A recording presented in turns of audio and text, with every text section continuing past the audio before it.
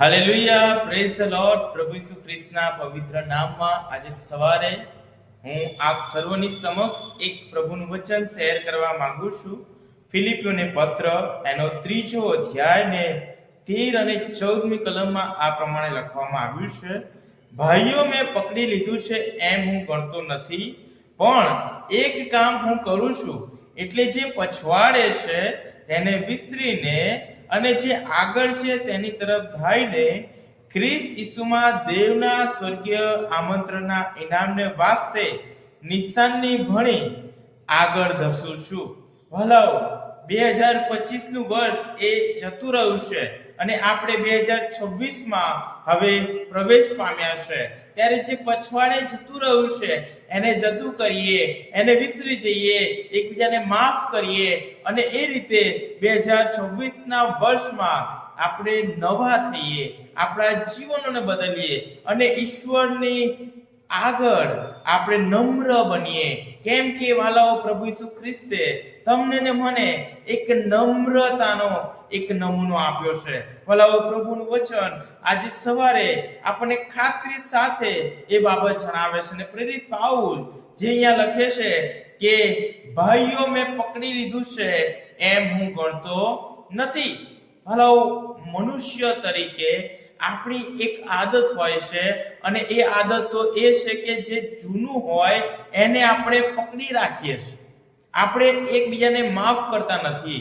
આપણે એકબીજાને પ્રત્યે આપણા મનમાં ગુસ્સો રાખીએ છીએ, ઈર્ષા રાખીએ છીએ, અદેખાઈ રાખીએ છીએ અને એ વસ્તુ જે જતું કરવાની બાબત છે એ આપણામાં હોતું નથી.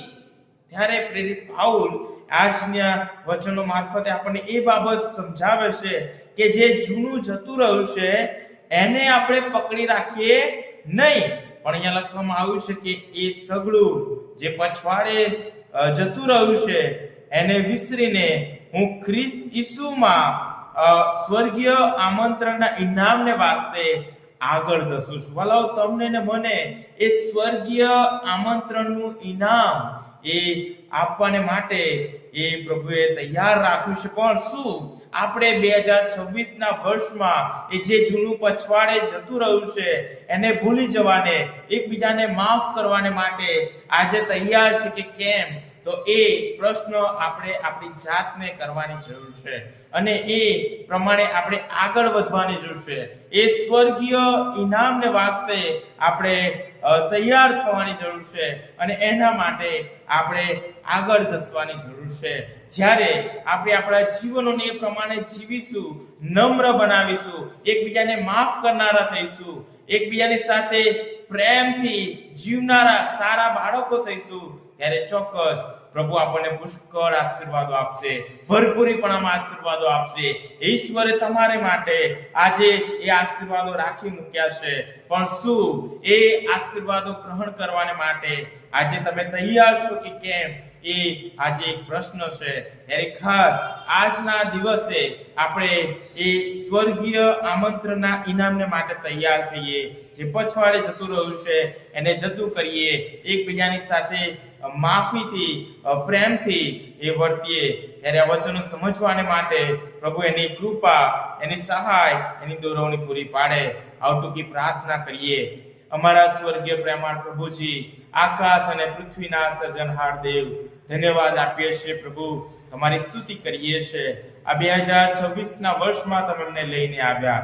હા પ્રભુ, અને આજનો દિવસ બતાવ્યો અને તે વિશેષ આજના વચનો આપ્યા.